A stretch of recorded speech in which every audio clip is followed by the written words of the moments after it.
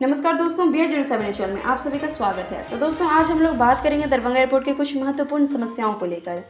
जी हाँ दोस्तों, हम सभी जानते हैं कि 8 नवंबर 2020 से फ्लाइट सेवा शुरू की गई थी, जिसको लेकर मिथिला वासियों के बीच काफ़ी हर्षोल्लास का माहौल बन चुका था और दिन प्रतिदिन दरभंगा एयरपोर्ट पर यात्रियों की संख्या में भी काफ़ी तेजी से बढ़ोतरी हो रही है और यह काफ़ी गर्व की बात है दरभंगा एयरपोर्ट के लिए।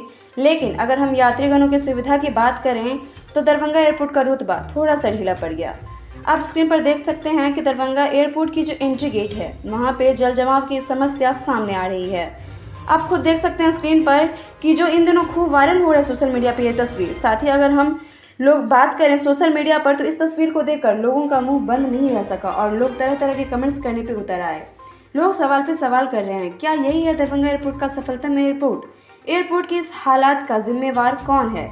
आखिर किसे ठहराया जाए इसका जिम्मेवार? आखिर कब तक हमें आवाज उठाना पड़ेगा इसके लिए?